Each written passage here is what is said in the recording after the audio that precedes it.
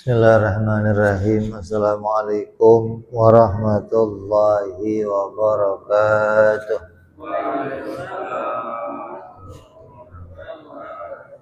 Al-Fatihah ila ruhi sayyidina wa habibina wa syafi'ina Rasulillah Sayyidina Muhammad ibn Abdullah sallallahu alaihi wa ala alihi wa ashabihi wa azwajihi wa dhurriyyatihi. Allah ya'ali darajatihim fil jannah wa yafa'una bi asrarihim وأنوارهم وعلومهم ونفحاتهم وبركاتهم في الدين والدنيا والآخرة جعلنا من حزبهم يرزقنا محبتهم ويتوفنا على ملتهم ويحشرنا في زمراتهم بالعافية والسلامة. ثم الفاتحة صاحب الكتاب سيد أبو عبد الله محمد بن يوسف السنوسي سمى إلى سيد شرفها في Syekh Ahmad Ad-Dasuki summa ila hadratul wali Abdullah Musil Atta summa nafa'ana Allah bihi bi'ulumihim lahumul Fatihah. A'udzu billahi minasy syaithanir rajim. Bismillahirrahmanirrahim. Alhamdulillahi rabbil alamin arrahmanir rahim maliki yaumiddin. Iyyaka na'budu wa iyyaka nasta'in ihdinas siratal mustaqim. صراط الذين أنعمت عليهم غير المغضوب عليهم ولا الضالين آمين. بسم الله الرحمن الرحيم. نويت تعلما وتعليما وتذكرا وتذكيرا ونفعا والانتفاع والإفادة والاستفادة والحثا على التمسك بكتاب الله سنة رسول الله صلى الله عليه وسلم ودعاء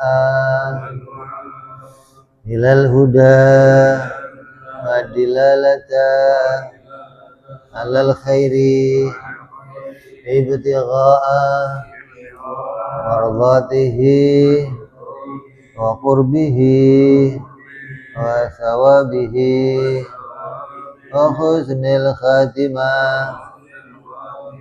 واللطف والعافية صلاح العاقبة. Bismillahirrahmanirrahim. Alhamdulillahirabbil alamin. Wassalatu wassalamu ala asyrafil anbiya'i wal mursalin sayyidina wa habibina wa syafi'ina wa maulana Muhammadin wa ala alihi wa sahbihi ajma'in, amma ba'du. Qala musanniful kitab rahimahullah wa nafa'ana bihi wa bi ulumihi fid dharain. Allahumma iftah qulubana futuhal arifin wa bi hikmatika wansur alaina bi rahmatika ya arhamar rahimin. Ila anqal.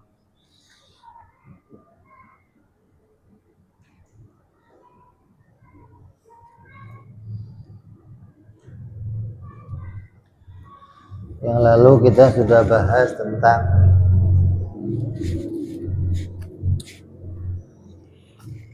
hukum akal. Yang pertama wajib, sudah kita jelaskan. Yang kedua mustahil juga sudah kita jelaskan. Yang ketiga kita akan masuk pada pembahasan apa? Jaiz. Wa qauluhu wal jaizu ma yasihu fil aqli wujuduhu wa adamuhu. Ungkapan musannif Sayyid Abu Abdullah Muhammad bin Yusuf As-Sanusi di dalam kitab asalnya. Wal jaiz adalah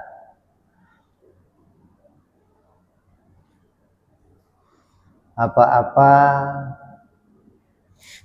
yang wujudnya dan ketiadaannya itu sah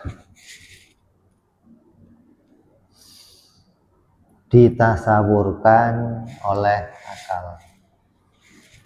Jadi akal bisa menerima, bisa menggambarkan adanya sesuatu dan ketiadaannya sesuatu.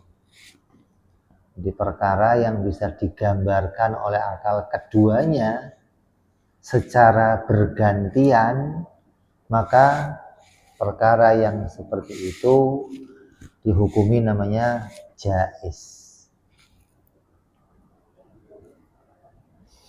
Kan kalau wajib, akal hanya bisa menggambarkan adanya.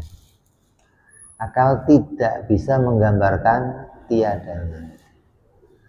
Kalau mustahil, akal hanya bisa menggambar ketiadaannya, tidak bisa menggambarkan adanya. Adapun jaiz, akal bisa menggambarkan keduanya, walaupun dengan jalan bergantian. Satu waktu akal bisa menggambar adanya, di waktu yang lain akal bisa menggambarkan ketiadaannya. Jadi kan hukum isinya hukum akal nggak keluar dari tiga ini doang, kan gampang sih. Sesuatu yang hanya menerima ada, sesuatu yang hanya menerima tiada, dan sesuatu yang menerima ada dan menerima tiada. Tiga doang, nggak lebih, nggak. Nanti belajar ilmu fikih lebih luwet lagi. Ada hukumnya 5, wajib, sunnah, haram, makruh, mubah. 5 ini nanti satunya ini wajib, ada syarat, masrut, ada syarat, mane, sah, batal. Ini ada 5 lagi. Nanti sunnah juga begitu. Ada syaratnya apa, sababnya apa, maneknya apa, sahnya apa, batalnya apa. 25 hukum ini ngaji ilmu fikih. Ruwet-ruwet dah lo. Ilmu tauhid cuma 3 doang. Hanya bicara wajib, sesuatu yang ada, mustahil, sesuatu yang tiada, jaiz, menerima ada, menerima, udah selesai, cuma 3 doang. Itu aja nggak mau ngaji-ngaji, itu aja kadang ruwet, nggak kelar-kelar, pusing deh. La ilaha illallah.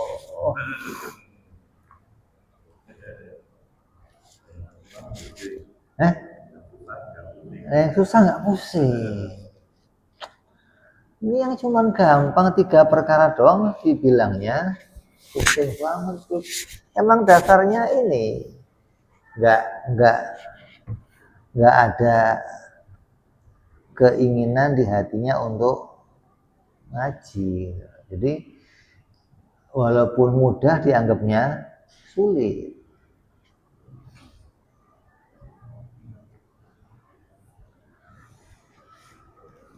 Wajib udah kita contohin kemarin. Wajib itu yang hanya menerima ada, nggak menerima tiada. Kayak apa? Ini benda ini pasti ada tempatnya, ini wajib. Setiap benda pasti punya tempat, itu wajib. Benda apapun di dunia ini pasti punya tempat. Itu yang namanya wajib menurut akal. Wajib yang menurut logika, sesuatu yang logik itu begitu aslinya gitu loh. Bukan kalau ada orang makan kenyang itu logik.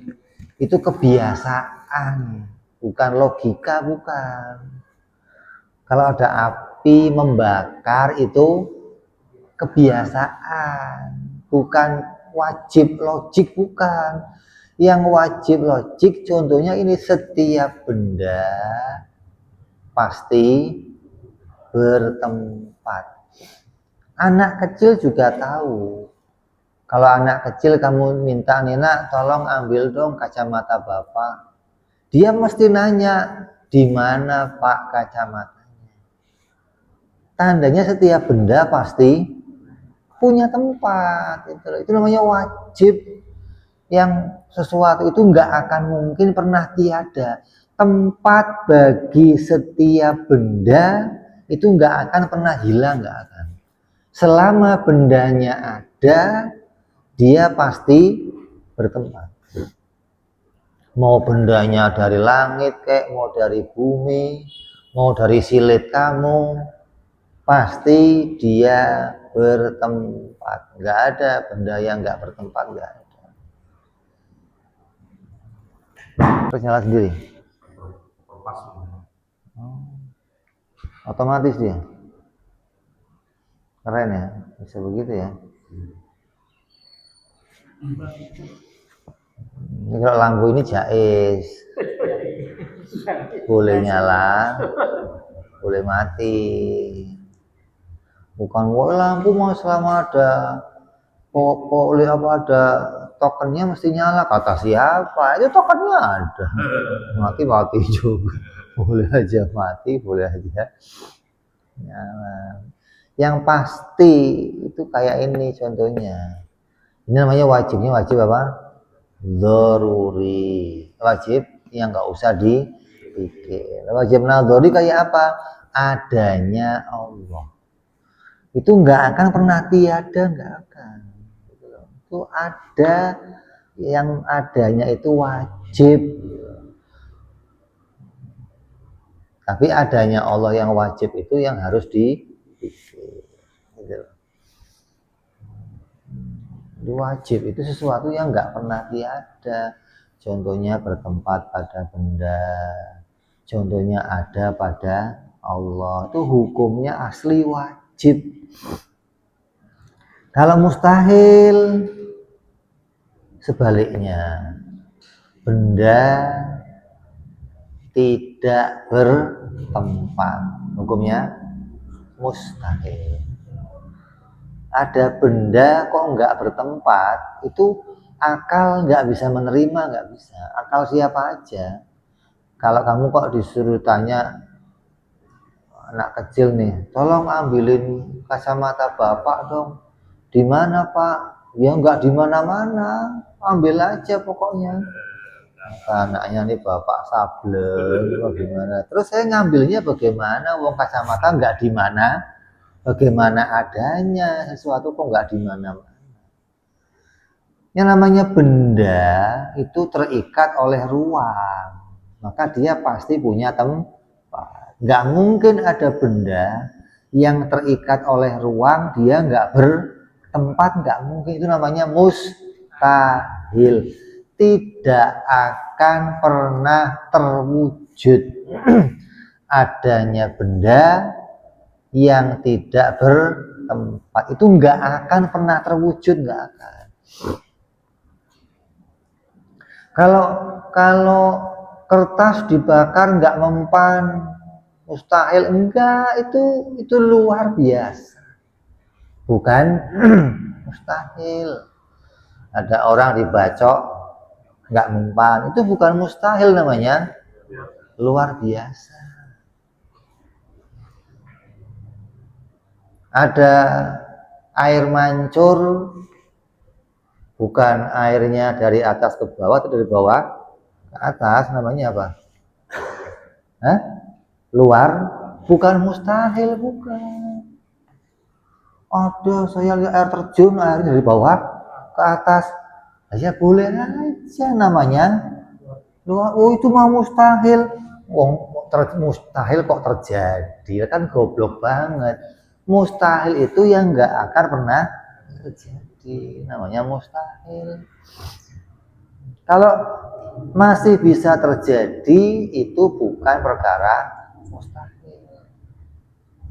Jadi mustahil itu sama sekali nggak akan pernah terjadi, nggak. Mustahil yang doruri, yang nggak usah dipikir. Nah mustahil yang nadhari contohnya apa? Allah tiada, itu mustahil. Ada Tuhan kok tiada, hukumnya mustahil, nggak akan pernah terjadi Tuhan tiada. Itu wajib sama mustahil. Yang terakhir kita akan bahas tentang jaiz.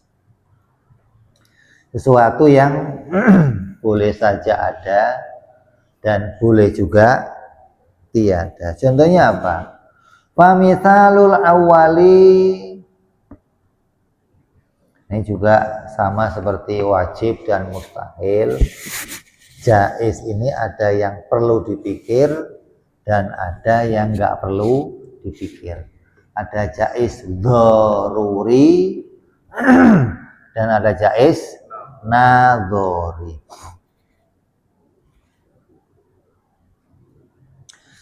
Famithalul awal, adapun contoh yang pertama yaitu jaiz dharuri, ittisaful jirmi bi khususil harokati masalan.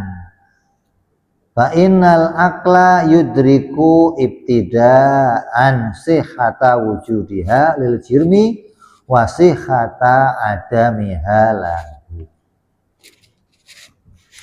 Contohnya gerak. Ini kotak ini boleh saja gerak. Dan boleh juga tidak bergerak. Jaiz itu wujudnya sesuatu dan ketiadaannya sesuatu, gitu loh. Wujudnya gerak dan ketiadaannya gerak, namanya jaiz, gitu loh. Ini gerak. Ada nggak geraknya? Ada. Sekarang geraknya tiada. Berarti gerak itu boleh ditemukan adanya dan boleh ditemukan tiadanya. Itu namanya jaiz, gitu. Jadi sesuatu yang bisa menerima dua hal pada waktu yang bergantian. Di satu waktu kotak ini gerak. Di waktu yang lain hilang geraknya. Berarti ketiadaannya sih gerak. Gerak bagi si kotak ini hukumnya bukan wajib. Kalau gerak pada si kotak ini hukumnya wajib, selamanya kotak itu pasti gerak, gitu loh. Nyatanya kita ngelihat langsung gerak itu kadang ada, kadang nggak ada. Sesuatu yang bisa menerima seperti itu oleh akal dikatakan namanya perkara jaiz. Bisa menerima ada dan bisa menerima tiada. Beda sama bertempat bagi si kotak. Kotak ini punya ruang nih, bertempat. Ini selamanya akan begini, nggak bisa enggak. Selama ada kotaknya pasti ada tempatnya, gitu. Itu namanya wajib. Tapi kalau geraknya ini bukan wajib. Kenapa? Karena di waktu yang lain kotak ini boleh saja tidak bergerak, gitu loh. Jadi si gerak itu kadang ada dan si gerak kadang tiada. Jadi kotak ini menerima dua hal.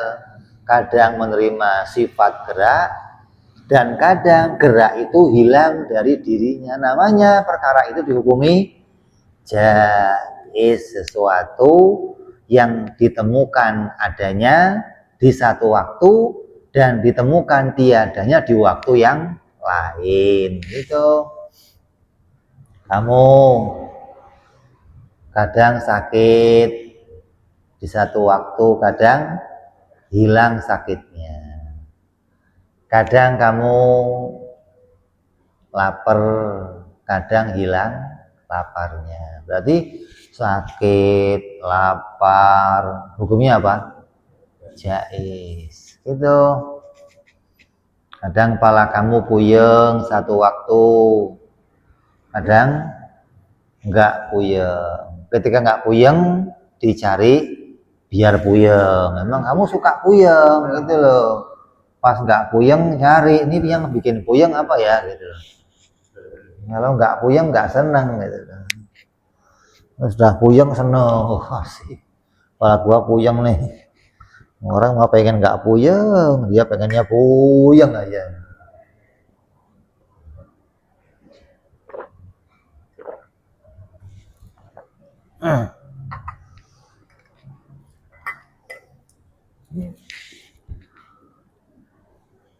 Itu contoh apa? Jais apa?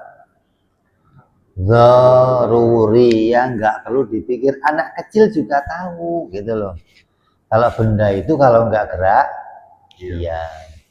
Kadang kotak ini menerima gerak, kadang hilang geraknya.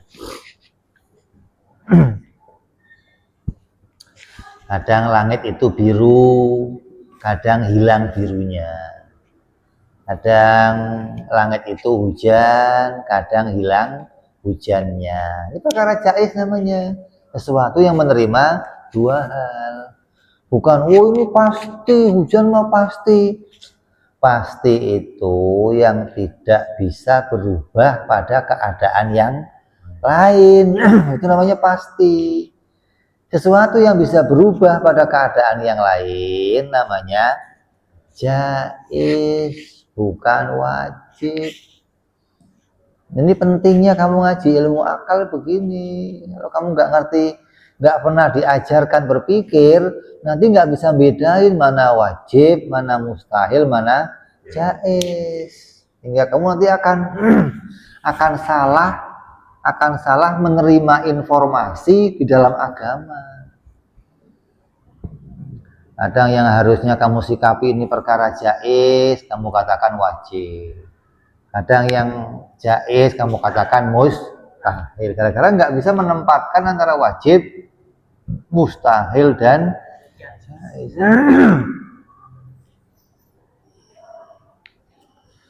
Api membakar. Pernah nggak api itu nggak membakar? Pernah nggak? Hah? Kapan? Hah? Pada saat Nabi. Berarti ketika api pernah nggak membakar, berarti membakar pada api hukumnya jais, gitu mestinya. Kalau wajib, selamanya mau Nabi kayak mau siapa ya kebakar aja. Itu namanya membakar hukumnya wajib. Tapi nyatanya kan nggak begitu. Yang kita biasa lihat api itu membakar.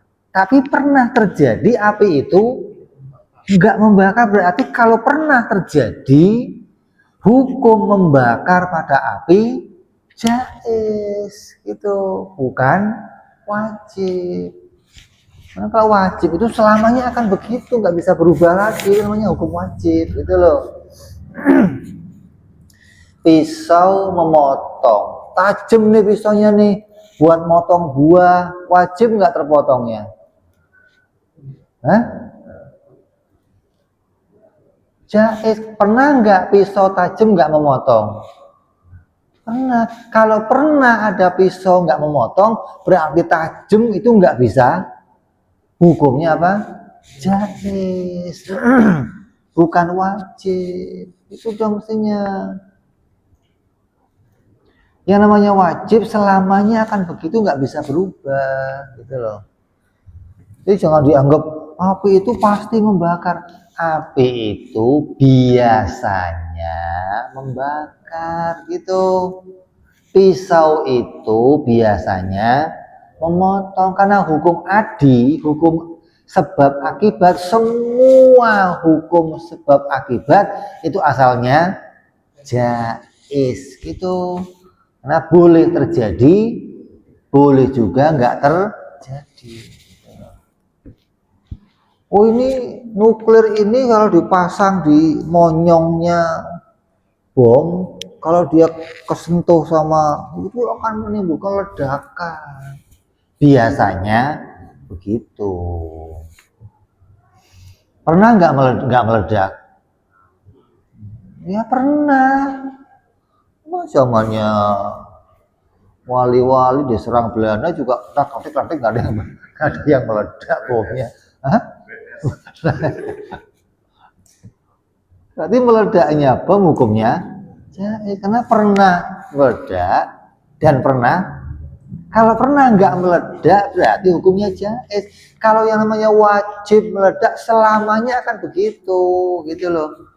Nggak akan pernah nggak terjadi, itu namanya wajib. Nah ini kadang orang sekarang nggak ngerti membedakan antara yang wajib menurut akal dan menurut sebab akibat. Makanya saya sering ngomong, sekarang ini yang namanya orang keramat itu bukan yang nggak mempan dibakar. Orang yang keramat itu bukan yang nggak mempan dibacok. Orang yang keramat di akhir zaman ini orang yang ngerti api itu nggak bisa membakar, pisau nggak bisa. Itu asli orang keramat di akhir zaman ini, gitu loh. Itu ilmu yang luar biasa. Itu dikasih oleh Allah, punya paham begitu, itu luar biasa paham kamu. Itu paham yang mengantarkan kamu pada keselamatan. Nah kalau ini kok cuman pengennya kok dibakar nggak mempan, ya Allah. Pengen dibacok nggak mempan. Orang kok pengen jadi tiang listrik, udah bosan jadi orang loh gitu. Jadi orang enak-enak jadi tiang listrik. Kan aneh kadang. Jadi semua hukum sebab akibat itu asalnya hukumnya jaiz. Boleh saja terjadi, boleh juga tidak. Ketika tidak terjadi namanya luar biasa, bukan mustahil gitu. Ketika ada bom nggak meledak, ketika ada orang dibacok nggak mempan, ketika ada orang dibakar nggak mempan, bukan mustahil tapi luar biasa. Itu dong. Ya, itu contohnya perkara jaiz dzaruri yang nggak perlu dipikir, yang cukup kamu lihat, gitu loh. Ini sesuatu yang boleh saja terjadi di waktu yang lain, boleh juga tidak terjadi. Apa saja ibadah kamu bergandengan sama masuk surga itu bukan wajib, jaiz. Bukan wajib, bukan. Orang menganggap kalau saya udah ibadah pasti masuk. Oh bukan, jaiz. Karena ada juga ibadah yang tidak mengantarkan ke dalam surga. Ada ibadah yang mengantar ke dalam surga. Berarti hukumnya apa? Sholat pasti masuk surga? Enggak. Ada wailulil, ada orang sholat neraka. Berarti sholat tidak wajib mengantarkan kamu ke surga. Karena ada juga orang sholat yang enggak masuk surga. Berarti sholat dengan surga hukumnya apa? Jaiz, gitu dong. Jangan, kalau saya sholat mesti surga.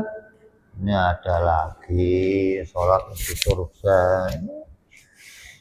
Itu wajibnya wajib syar'i, ada wajib adi, ada wajib akli. Ngaji biar bisa misahin tiga ini. Mana yang wajib syar'i, mana yang wajib akli, mana yang wajib adi. Kamu nggak ngerti tiga ini, udah berantakan, hidup kamu berantakan. Agama kamu akan rusak. Kelihatannya aja kamu sholat, puasa, haji, pecinya putih. Ada yang udeng-udengnya kayak ban Vespa, sorbannya kayak Superman, ada. Tapi begitu aja jalan pikirannya. Nggak beres, cara beragamanya nggak beres.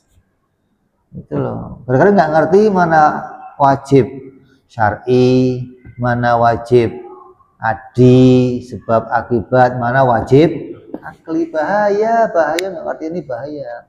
Lagi di akhir zaman begini yang isinya orang-orang di luar akidah Ahlus Sunnah wal Jamaah, ada Wahabi, ada Mujassimah, ada Musyabbihah, Syiah. Ini sudah jadi musuh-musuh kamu yang kamu harus bisa melawan mereka.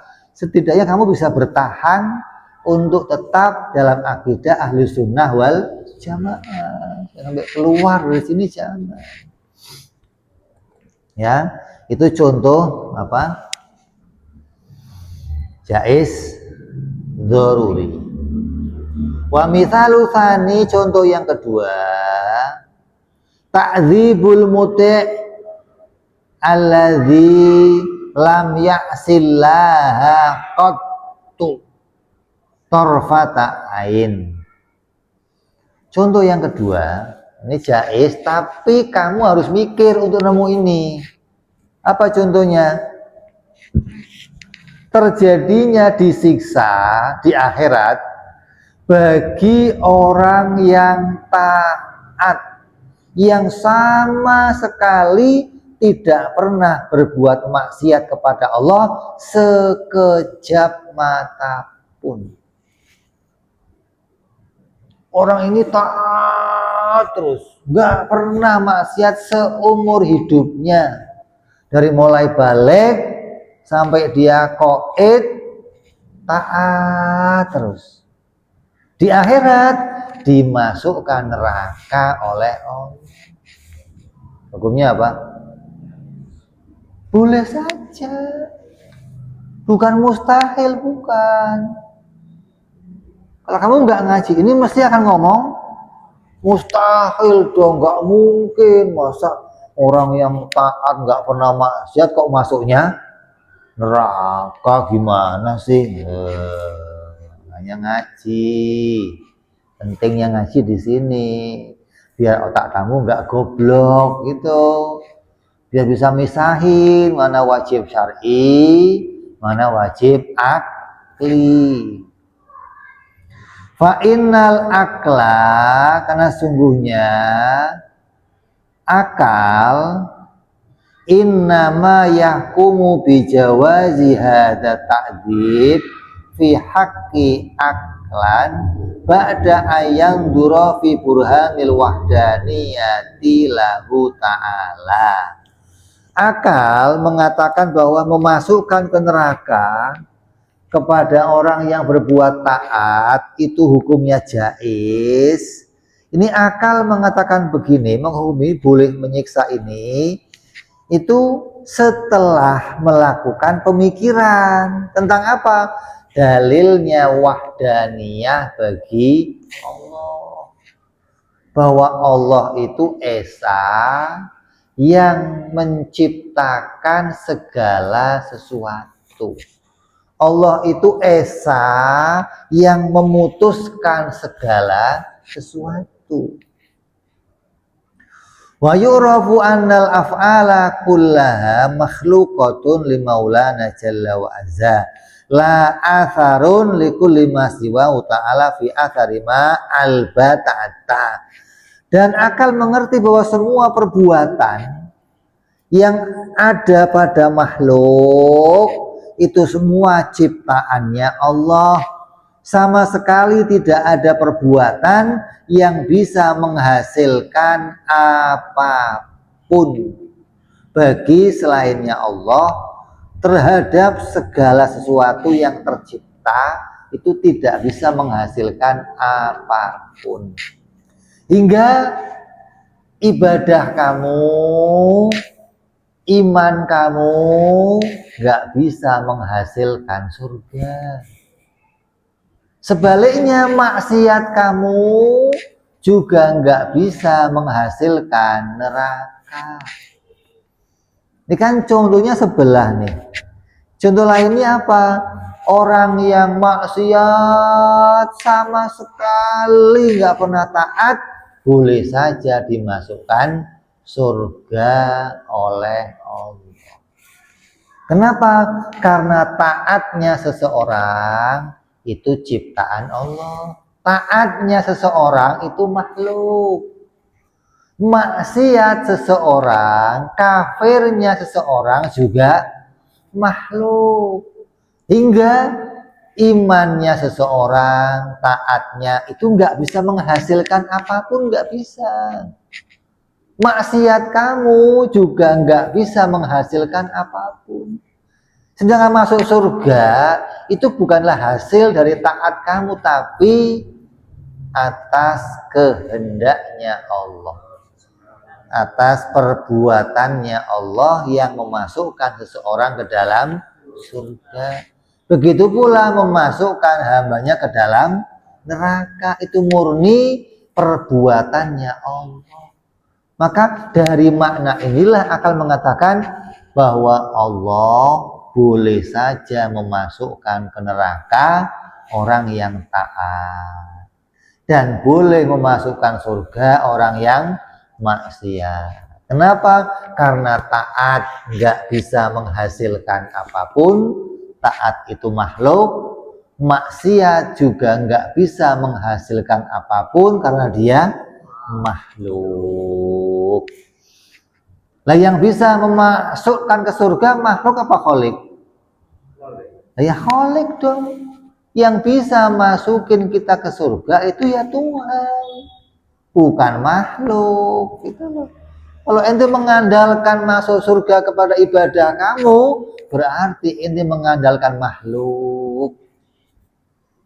Ente takut masuk neraka karena maksiat kamu, ente takut kepada makhluk, bukan takut kepada Khalik. Ini loh pentingnya ngaji tentang sifat-sifat Allah begini.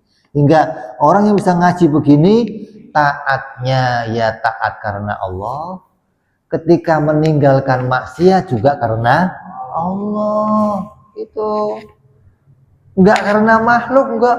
Mau enggak beranilah enggak sholat, kenapa? Neraka. Makhluk lagi takutnya. Lu sama Khalid nggak takut sama neraka? Takut. Emang sereman mana neraka sama Allah gitu loh. Kadang begitu, nggak bisa memisahkan antara mana yang jadi punya hak untuk kita khawatirkan, kita takut, mana yang nggak berhak kita takuti. Fayalzamu min dalika istiwaul iman wal kufri wa ta'at wal maksiat aklan. Dari makna ini, dari pembuktian ini, maka sederajatlah kafir dan iman, taat dan maksiat menurut akal. Ini pisahin dulu nih, ini menurut akal. Jangan dicampur nanti kamu berantem. Oh syar'inya nanti dulu dul ini satu-satu ngomongnya, lagi ngomong menurut akal. Wa anna kulla wahidin min hadihi yasluhu ayuj'ala amaratan ala maju ilal akhor amaratan alaih. Maka menurut akal dan pasti bahwa masing-masing dari empat hal ini pantas dijadikan sebagai tanda siksa atau pahala, yang selainnya dijadikan pula sebagai tanda masuknya orang ke surga atau ke neraka. Ketika keempat ini semuanya seimbang, maka mana saja boleh jadi gandengan. Allah boleh saja menggandengkan maksiat ke dalam surga, gitu loh.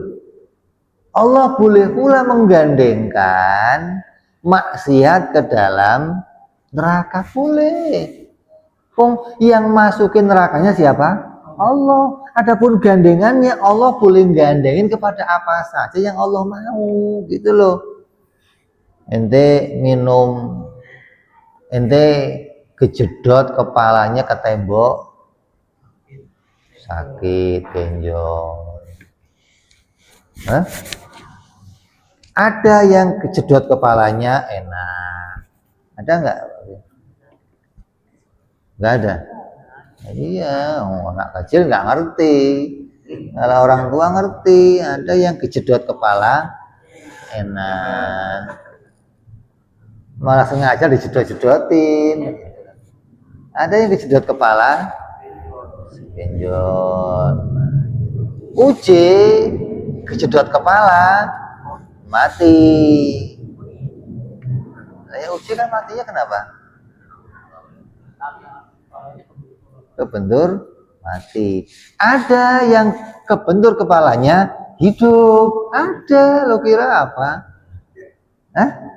Kebentur kepala hidup lah. Allah boleh aja bikin tanda ini apa saja, gitu loh. Jangan enggak bisa, pasti kejedot kepala pasti mati. Kata siapa? Ada yang kepala kejedot hidup, ada. Gara-gara ini dijalani, dipakai. Wa dzulmu ala maulana jalla wa azza mustahilun kaifa ma fa'ala au hakama. Kezaliman bagi Allah azza wa jal adalah perkara yang mustahil, sifat yang mustahil atau perbuatan yang mustahil. Allah itu mustahil berbuat dolim. Dolim itu apa sih?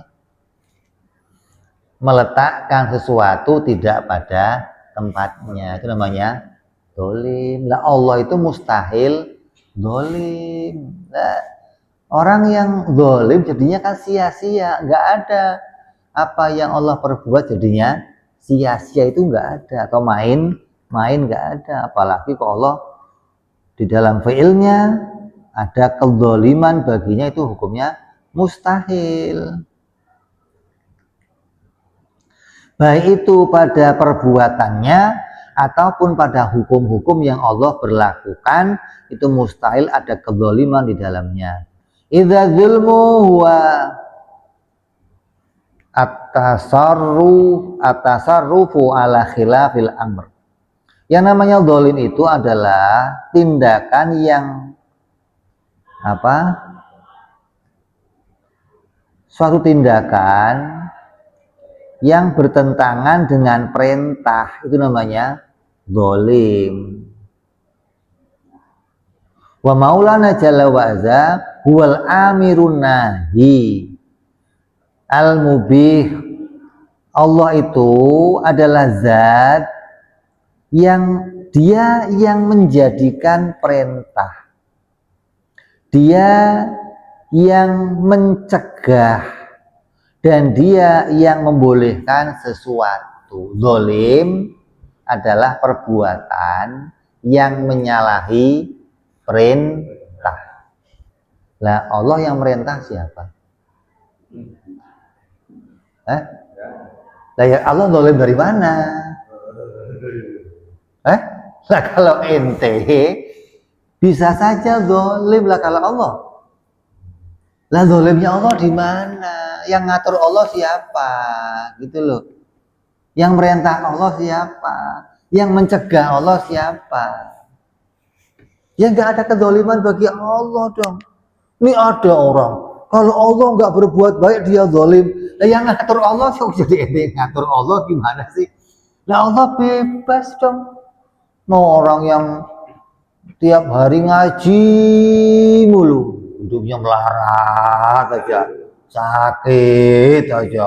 Gimana sih Tuhan? Itu Palestina, orang yang bela Aqsa, tiap hari mempertahankan Aqsa, hidupnya diserang, diperangi, hancur, anaknya mati, hidupnya susah, dolim amat sih Tuhan. Dolimnya dari mana? Kok nanti caranya lihat dolim itu gimana sih gitu loh. Dolim itu perbuatan yang tidak sesuai dengan perintah, itu namanya dolim. Menempatkan sesuatu enggak pada tempatnya lah. Allah yang ngatur siapa? Ya emang Allah enggak ada yang ngatur, kok Allah didolim-dolimi? Yang dolimi Allah siapa?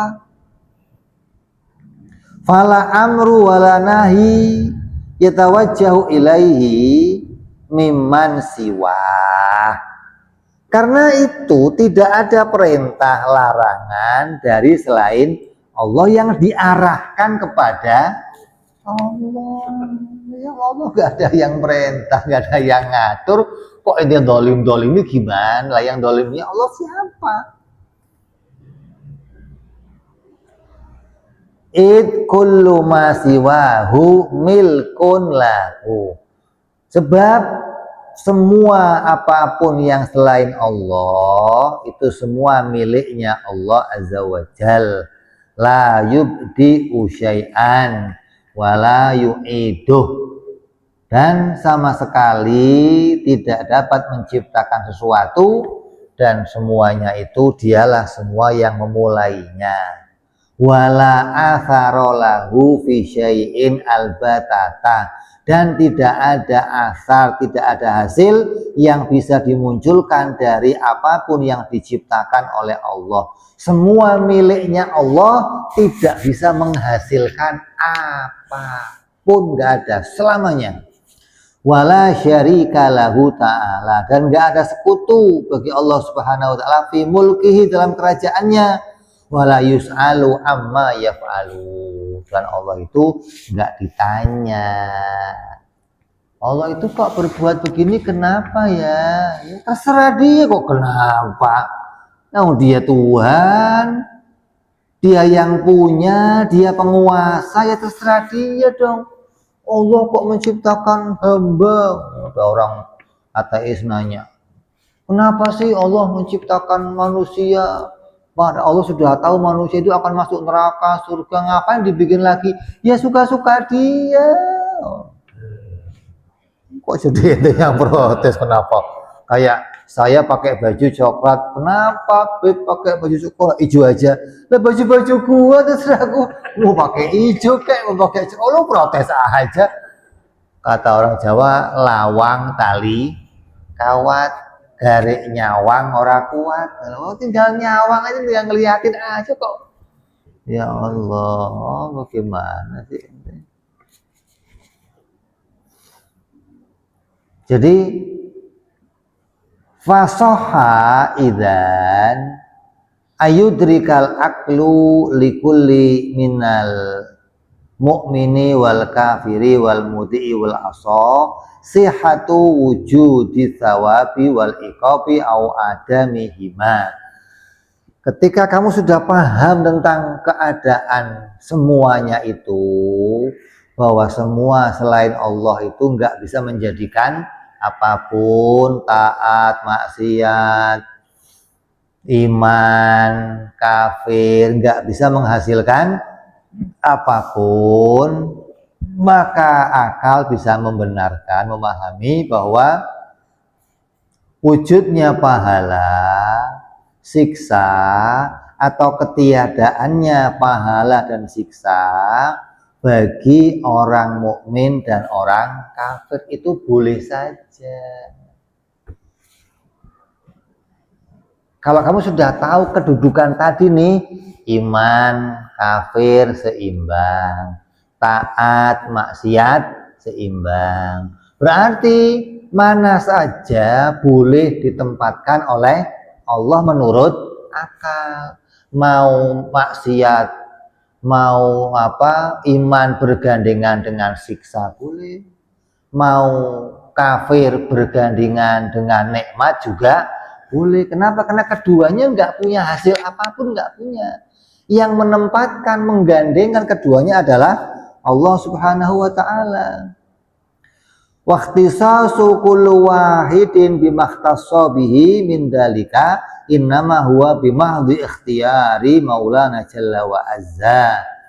Maka kekhususan masing-masing dengan pahala atau siksaan yang dikhususkan baginya hanyalah merupakan murni pilihannya Allah Subhanahu wa Ta'ala. Hingga ketika Allah menggandengkan, Allah itu maunya menggandengkan taat dengan surga. Allah maunya menggandengkan azab kepada maksiat. Allah mau menggandengkan iman kepada kebaikan. Mau menggandengkan kafir pada keburukan. Itu murni karena pilihannya Allah. Murni Allah sendiri yang memilihnya. Andai Allah memilih yang lain, sah menurut akal. Ada orang zina dikasih pahala. Ada orang nyolong ayam dihitung sedekah ayam. Ya boleh aja, yang mau nyalain siapa? Ada orang judi dihitung berpahala. Boleh aja. Ada orang bunuh dapat pahala, boleh saja. Kayak lagi nih akan terjadi pembunuhan massal, dikasih pahala, boleh aja. Orang bunuhin sapi, bunuhin kambing, pada dapat, boleh aja kok. Jadi ente masa bunuh dapat pahala, lewat Allah yang menggandengkan kok. Nah, kalau ente yang gandengin ya nggak boleh. Tapi kalau Allah yang menggandengkan boleh saja. Ada yang bunuh dilarang oleh Allah, ada yang bunuh diperintah oleh Allah. Ente bunuh kodok itu boleh nggak? Nggak boleh. Emang kodok dibunuh? Hah? Oh ya biarin aja. Kalau bunuh ular, sunnah gitu loh. Kodok, nggak boleh. Ada yang Allah nggak boleh dibunuh gitu loh. Ada yang sunnah bunuhnya. Jadi menggandengkan baik dan buruk itu murni pilihannya Allah. Nah, Allah menggandengkannya, ada yang punya alasan, ada yang nggak punya alasan. Gitu loh. Hukum ini digandengkan oleh Allah dengan alasan ini. Ada yang hukum tanpa alasan, kayak ente wudu kentut, wudu lagi, apa alasannya? Nggak ada alasannya. Kentut, wudu lagi, nggak dibasuh pantatnya, enggak gitu loh. Kalau wudu kentut, muka dibasuh, kaki dibasuh. Kok begitu? Udah nurut aja, memang maunya Allah begitu gitu loh, tanpa alasan gitu loh.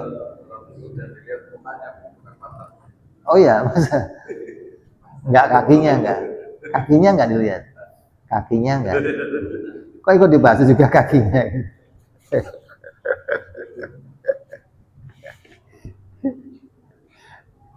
Ada orang minum arak ini diharam karena mabuk, enggak, udah haram aja. Mau itu mau mabuk, mau setetes, mau sedrem, hukumnya haram. Itu enggak ada urusan sama mau mabuk, enggak mabuk, enggak ada urusannya gitu loh. Allah menggandengkan sesuatu itu atas pilihannya Allah. La bisa babi akliin iktadhalika, bukan karena sebab akli yang menentukannya. Beda sama Mu'tazilah nih, yang mengatakan Allah itu mewajibkan semua itu ya menurut akal, hingga Allah nggak bisa berbeda dengan penemuan akal. Ini Mu'tazilah. Pendapat kita bukan. Mu'tazilah benar-benar begini. Sebelum ada nabi, yang namanya orang kalau nolongin orang itu adalah kebaikan. Ada orang tua nih mau nyebrang, kamu bantuin dia nyebrang, baik nggak? Hah? Baik nggak? Orang mau nyebrang, orang tua dia nggak bisa nyebrang, kamu seberangkan, dia baik nggak? Itu Allah nggak bisa merubah kebaikan itu, gitu loh. Itu harus jadi kebaikan.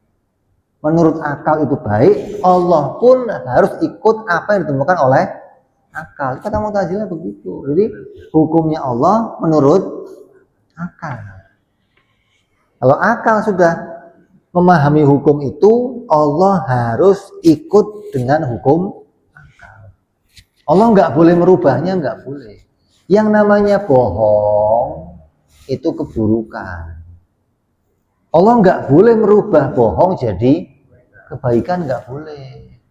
Padahal, Ada bohong baik. Lah ya ada, boleh aja bohong baik. Lah ini kalau mau kawin lagi harus bohong. Kalau nggak bohong gimana? Hah? Lah iya, ente ada orang mau dimatiin. Orang nyari pakai golok. Andre mana Andre? Padahal dia di rumah. Bohongnya dapat. Kalau kata Mu'tazilah, nggak bisa Allah merubah bohong jadi baik, nggak boleh. Dianggap yang namanya Allah menghubungkan kebaikan dan ketaatan dan kemaksiatan itu menurut akal. Padahal itu murni pilihannya Allah Subhanahu wa ta'ala. Lakin idrakul akli li jawazi hadal makna mauqufun ala tahqiqi nadhari alladhi qadamnahu. Namun pemahaman akal atas bolehnya hal ini tergantung kepada penalaran yang benar atas dalil wahdaniyahnya Allah sebagaimana yang telah aku sebutkan tadi di atas. Jadi kalau sudah kamu paham bahwa taat masuk surga, ya karena itu pilihannya Allah, boleh saja Allah menggandengkan. Memang dasarnya boleh-boleh saja, memang mau menggandengkan mana saja boleh, gitu loh. Akal menerima itu setelah akal memahami makna wadah, ya bukan malah akal menolak itu, gitu loh. Kalau lah iya kalau pasti nolak, dianggap nggak mungkin dong, masa sih Allah kok masukin orang taat ke dalam neraka, ke dalam surga, masukin orang taat ke dalam neraka, yang maksiat ke dalam surga, gimana? Nggak boleh. Nggak adil dong, zalim dong. Ini gara-gara akalnya nggak nemu maknanya wahdaniyah fil af'al. Nah itu.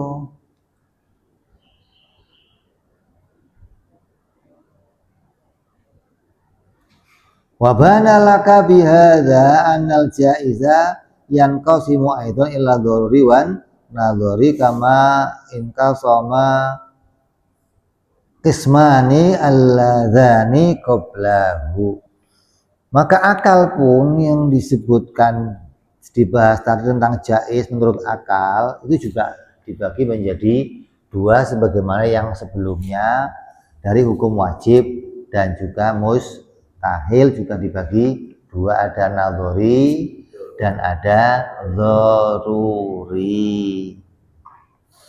Ini kalau nggak paham ini nanti kamu nabrak-nabrak di dalam hukum.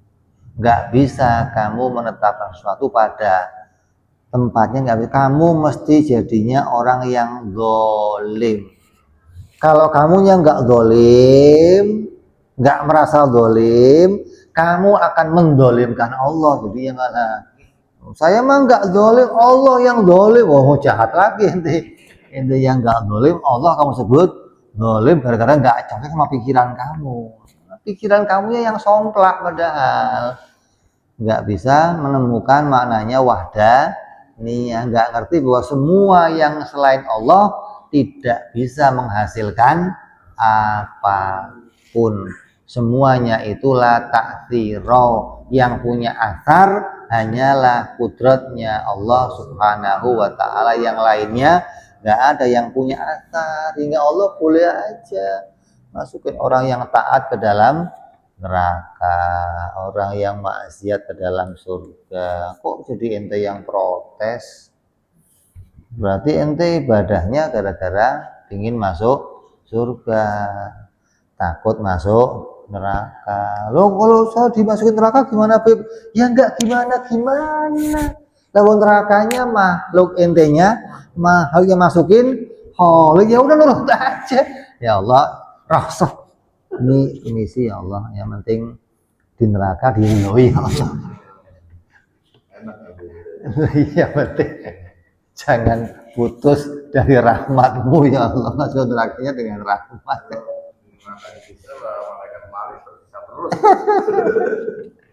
Begitu mestinya. Jadi orang kadang neraka itu jadi momok. Emang begitu bagi sebagian orang. Neraka itu diposisikan begitu oleh Allah gitu, agar memacu mereka mau berbuat taat. Tapi bagi orang-orang khusus nggak berpengaruh, enggak. Dikasih ancaman neraka, dikasih iming, enggak pengaruhi, enggak. Taat ya taat aja. Kenapa? Karena mereka tahu haknya hamba dan tahu haknya Tuhan sebagai Khalik. Ya. Ini pembahasan tentang apa itu wajib, apa itu mustahil, dan apa itu jaiz, yang menjadi isinya hukum akal tidak keluar dari tidak itu. Ini dibahas sebelum kita masuk kepada sifat-sifat Allah, karena nanti semua sifat Allah isinya ya tiga ini, mana sifat yang wajib, mana yang mustahil, dan mana yang jaiz, sehingga kita nggak akan mengulang lagi nanti setelah masuk bab sifat. Udah dibahas sebelumnya. Yang pertama akan bahas sifat wajib bagi Allah. Yang kedua akan bahas sifat mustahil. Yang ketiga akan bahas sifat yang jaiz. Nanya lagi yang wajib, apa wajib? Repot. Maka sebelum masuk, musannif menerangkan dulu apa itu wajib, apa itu mustahil, apa itu jaiz. Dan ini perlu kita ulang-ulang sebelum masuk, agar apa? Ketika masuk kita sudah paham banget tentang tiga pengertian di dalam hukum akal ini, mana wajib, mana mustahil, mana jaiz. Mudah-mudahan kita dimudahkan oleh Allah untuk memahami ini, diberikan oleh Allah pemahaman yang benar, dijadikan iman kita iman yang sesuai imannya para anbiya, para sholihin, para orang-orang soleh, para wali-walinya Allah, dan dijadikan kita jadi orang-orang yang selalu dirahmati oleh Allah subhanahu wa ta'ala, dunia sampai akhirat. Amin ya rabbal al-hadiniyah wa lam yadin salawillah hadratin nabi. Al-Fatihah. A'udzu billahi minasyaitonir rajim. Bismillahirrahmanirrahim. Alhamdulillahirabbil alamin arrahmanir rahim maliki yaumiddin. Iyyaka na'budu wa iyyaka nasta'in ihdinas siratal mustaqim siratal ladzina an'amta 'alaihim ghairil maghdubi 'alaihim waladdallin. Amin. Ya Rabbana i'tarafna bi annana i'tarafna أننا أسرافنا على الأضاء أشرافنا فاتب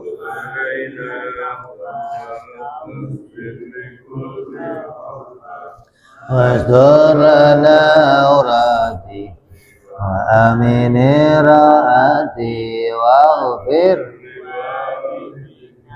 ربي ومولودنا والآل والإخوان وسائر الهلان أو جيران أو صحبة والمسلمين أجمعين ربي فضلا منان لا باكتساب منا بالمصطفى رسولي أرضى بكل سولي صلى وسلم عليه عند الحب وآله وصحبه جاد طاسي صحبي والحمد للإله في البدء والتناهي سبحان ربك رب العزة عما يصفون سلام على المرسلين والحمد لله رب العالمين. Assalamualaikum warahmatullahi wabarakatuh.